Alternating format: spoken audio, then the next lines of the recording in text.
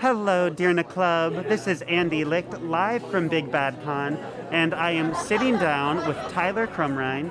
Tyler, for those who don't know you, would you like to introduce yourself? Sure, I'm Tyler Crumrine. I am the designer and publisher behind Possible Worlds games. So if you know my work, especially the work stocked by Deernicorn, it would be Beak, Feather, and Bone, a map labeling game.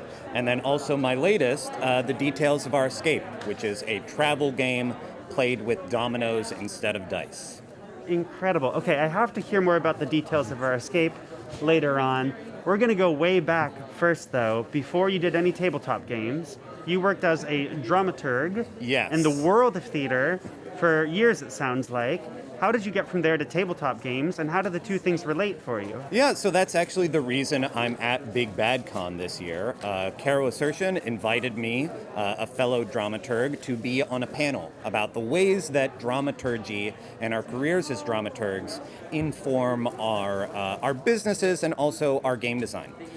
So I was a full-time dramaturg for about a decade. And what a dramaturg is it's pretty much like an editor is to a novel, what a dramaturg is to a new play in development. They're sometimes a research assistant, sometimes a co-writer, sometimes they're just the person who manages talkbacks and says like, all right, this person's feedback was actually a really good thing that we could focus in on. How can we address this? Versus like, all right, that old man who stood up and told a story about how it reminded him of his dog, like that's not something that we need to worry about. Right. A dramaturg is also for existing plays. So if you were doing like a Shakespeare or something, a dramaturg is the person who would be writing the program note, who would be working with the cast to like create a binder explaining what are all these terms, like what is the historical meaning of this thing that might be a joke, in their time, and it sounds, strange in ours. So interpreting as well as editing. Yeah, a lot of times a dramaturg is thought of as like the champion of the text. And sometimes that is the person who is advocating for the text when a playwright can't be there. Sometimes that is someone who is working with a playwright to make sure there is as much as smooth a connection between the written word or the performance and the audience. Like what are you trying to communicate? How can we make sure it's communicated? So an example of one thing that I did as a dramaturg in my career was I was working on a play where the playwright wanted a high-powered business person in their play. And they were describing like their job title, their responsibilities, etc. And going through that play, I was like, okay, so say there's someone in the audience who is a high-powered businessman or woman, and they hear that, and they're like, that's not accurate. That is not what that job decision would be. That's not what their salary would be. And maybe just for that person, but who knows how many other people, that pulls them out of the world of the play. That takes them out of the immersion because they can see that, like, this is inaccurate. Right, it's not true. Yeah. My job for that scene was to cold call and email actual high-powered business people in New York to say, hey, so this kind of job description, what would their title and salary be? Right. And it was really helpful because they were like, oh, actually, this person would be like an associate so-and-so, not a project manager, etc. So I was working in dramaturgy for a decade. I ran a small press called Plays in Verse, experimental theater, poetry, etc. And also like off-Broadway with Pulitzer Prize winners. So cool. And really the pandemic put an end to all of that. There was a lot of full-time freelancers in the theater. Without theaters open, you can't rely on those slots of work to get you through a calendar year. That was the same time that I had put Beak, Feather, and Bone out into the world, really just as a passion project. Was very surprised when it took off, and also even more surprised when it paid my rent for the year. Going into the next year, I was like, all right, let's see if I can repeat this. Let's see if I can take other projects of mine, build on that success. And now I'm about 5 years in to being a professional game designer. I teach game design at Carnegie Mellon University. And one of the things I've grappled with in like the most recent years of my career is I formally handed off like my play publishing company to become a new imprint of another play publishing press, is kind of mourning the death of that artistic career, that dream, but also like reaffirming for myself that like none of that was time wasted. No. These are all skills that translate to, you know, the kind of game design I'm interested in, the kind of storytelling I'm interested in, but also just as a full-time creative for a decade, I think that like one of the things that Possible Worlds does well is like think about this like in terms of how can we be sustainable as artists? How can we support the community that we're in and the kind of community that we want to see?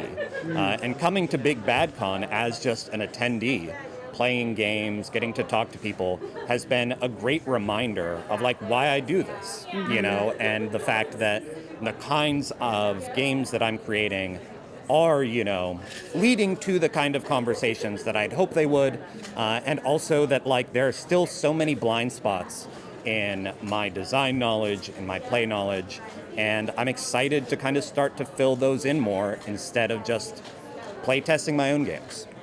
Totally. Yeah, I mean, playing games is the best way to learn. And on the note of being a dramaturg, I mean, it sounds like half of what you said is so applicable between learning to boil an idea down and communicate it to an audience, you know, to a group of people, and then also coordinating and organizing groups. And the time was certainly not wasted, as you said. Yeah, I think especially in indie RPGs, if you think about the confines of scope, of budgets, of the fact that like you're not going to be putting together a D&D, or at the very least you shouldn't, because it's like 300 pages, like all kinds of art, like teams of dozens of people work on those things. As an individual creator, like what is sustainable both in terms of budget, but also in terms of like the mental energy and like load of labor that it puts on you as a creator. So if you already have your eyes set on like a 30-page game, then it becomes a lot more important to have those conversations of like, all right, are we going to try and do everything that D&D does in 30 pages? Or am I going to use those 30 pages to make a really interesting cooking game? Or a very specific emotional kind of experience, emulate a very specific kind of genre. And with Possible Worlds games, a lot of why I try and like make these games that are one-shots that can be daisy-chained into other gaming experiences is because I want to do one thing well, and if people fall in love with the kind of characters they've created, with the world they've created, there are other games that are going to support that zoomed-in play, or are going to support that different emotion, or are going to support that different kind of action.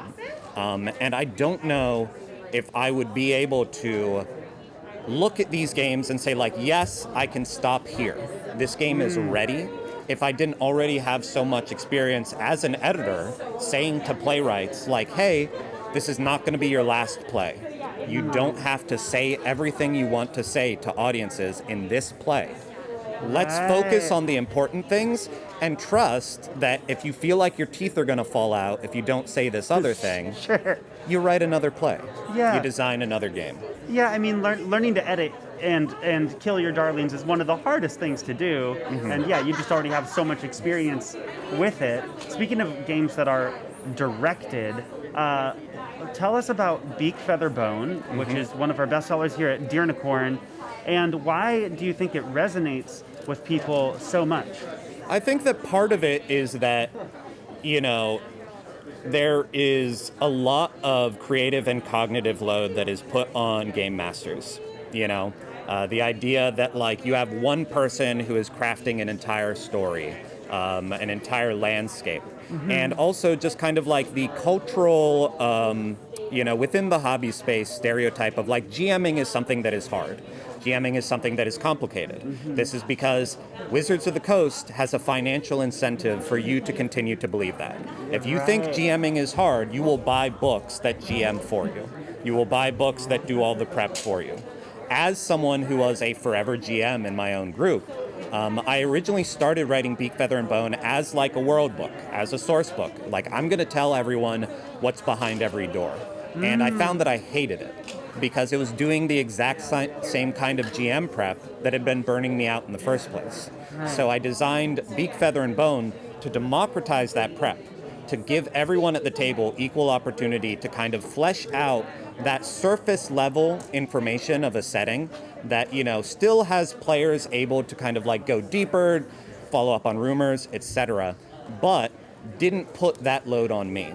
And what I found is that it also resulted in players who are a lot more invested in the settings they've created. They're that much more invested in opening a door because they played a small role in seeing what's behind it. So really, I think that like the success of Beak, Feather, and Bone is not because it is a like hugely revolutionary idea. Like I took a lot of notes from The Quiet Year, which is also a Deernicorn Distro. Love The title. Quiet Year, yeah. But I think that the reason why it and other games like it have taken off is because it gives people the opportunity to be like pleasantly surprised by their own creativity. It gives people who would never want to be a GM an opportunity to be like, hey, yes, and, you know, I'm going to help with this prep. Right. And by the end of it, they're like, oh my gosh, here are the fruits of my labors. Here's this small, like, colored-in map artifact of play. And I think that word of mouth over, like, hey, this is something that helped get me into GMing, or this is something that, like, made our campaign that came after that much more satisfying. Or even just, like, this is a game that I could play with my parents and nephews. Totally. Because it's very easy to color in a building and say 3 things about it. That is what has led to the success of the game, beyond like any kind of secret sauce that I might have. For sure. Well, and, yeah, I mean, what a great origin story for the game. And I think also it's nice that you're really thinking about breaking up the GM responsibility into chunks, into approachable bite-sized chunks, and inviting people in to that. Now, I have to ask, the game also looks great and has this really cool aesthetic with these crow folk, crow people. Where did they come from? Because the game could have existed without them, but I love that they're there. So that really came from an ongoing campaign that I had been running, that I had like a Kenku city in. And when I was thinking of like, all right, I'm going to make this world book, I'm going to need NPCs, there's actually someone, Austin Breed, a fantastic cartoonist, animator. He works in LA now in like the animation scene, but is someone who had done cover design for my play publishing company. Also someone who was passionate about RPGs. We had played some games together. I had this idea and I was like, hey, I'd like to commission 10 unique crow folk from you to use for this game. And really, it was when I pivoted to, like, all right, this is actually going to be a standalone thing, that I already had those art assets.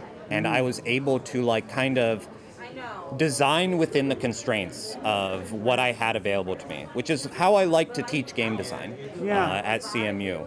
There's very much, like, outside-in game design, which is I have an idea for a specific kind of setting, genre, etc., and what kind of mechanics, what kind of assets do I need to complement that?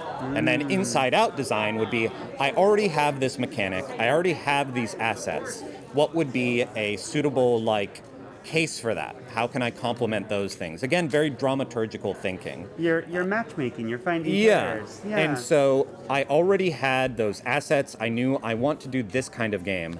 And really, the fact that I was staring at these crow folk, you know, over and over and over again, is what led to the idea of Beak, Feather, and Bone. Like, all right, what are the aspects of a town? Like Beak, it would be the rumors, Feather, outside appearance, Bone, inside appearance or secrets. And so really it has been a really fulfilling process to have like things like that, to have the maps by Jonathan Yee, and our expansion, Claw Atlas, actually won an ENnie for best maps. Yes, and Jonathan congratulations. has never worked in any other RPGs. Hire Jonathan Yee.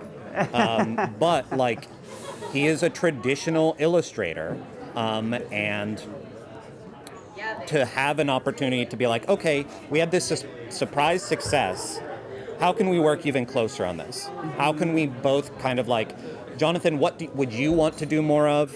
Austin, what kind of characters did you not have a chance to create for the first one? And what kind of like extra rules do I think this game would benefit from?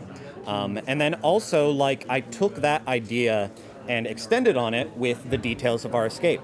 Please, Tyler, tell us about the details of our escape. It's been sitting here on the table, taunting me this whole time. Yeah, I mean, it looks good.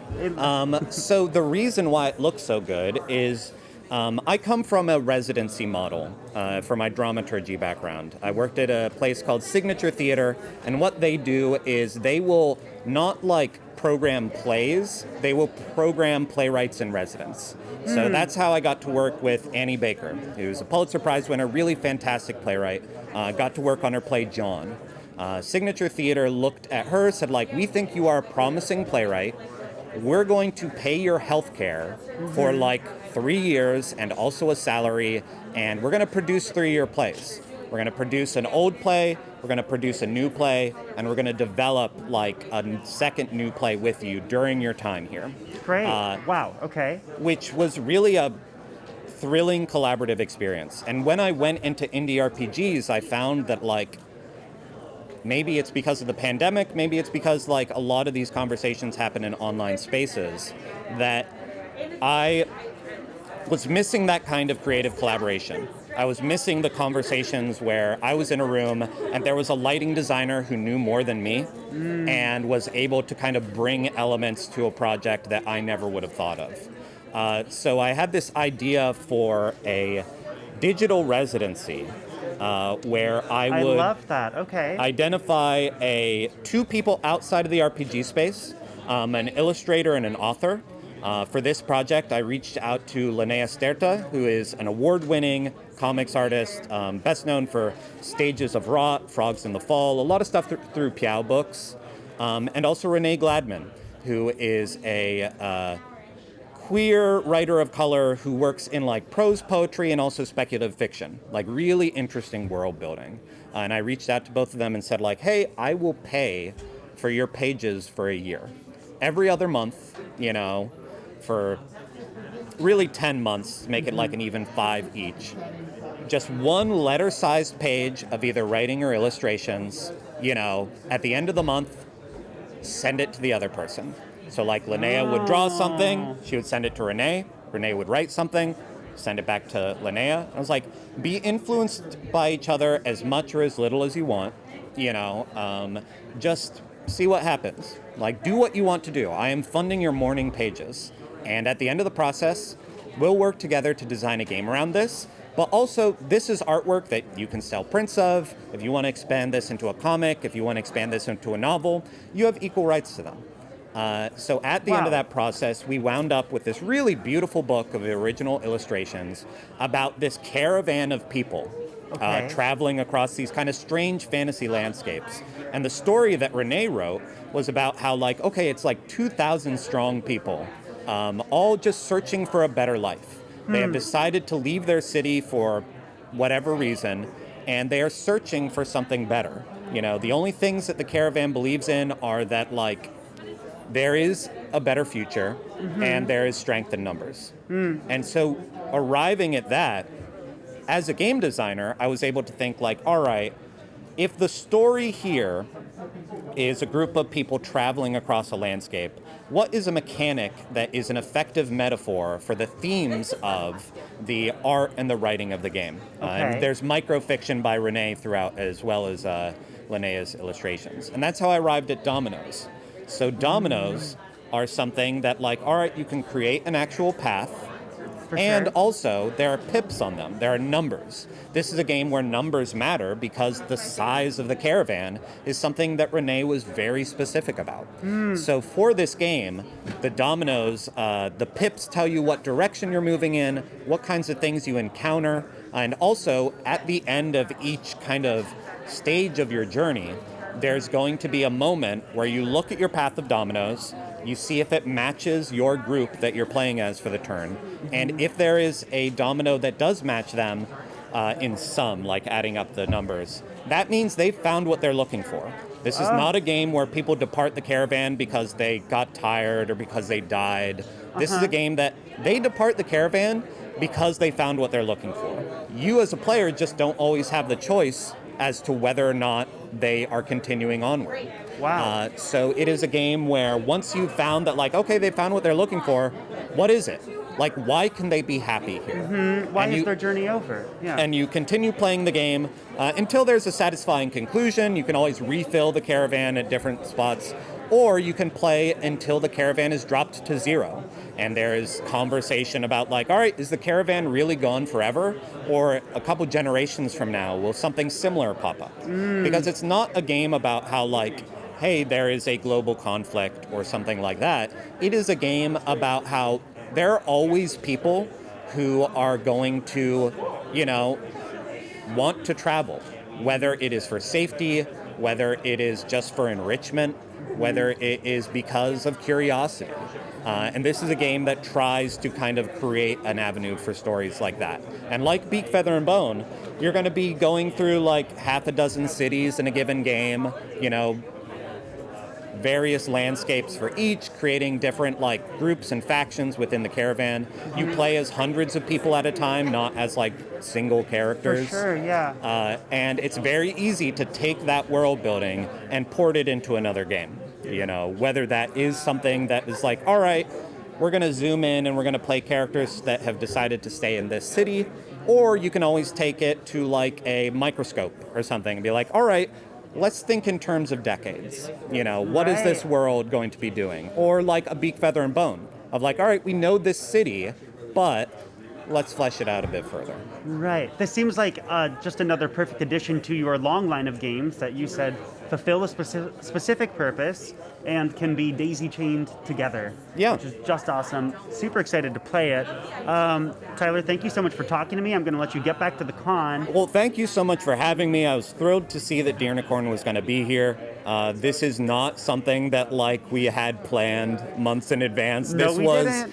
This was, yeah, like one of the great things about spaces like this is, I'm able to come up to Deernicorn and say like, thank you so much for the work you've done for me, for other designers, for friends and peers of mine. Totally. But also like find opportunities to like talk to you and your audience about like, all right, why do I make games the way that I do? How does it fit within like the larger Deernicorn catalog?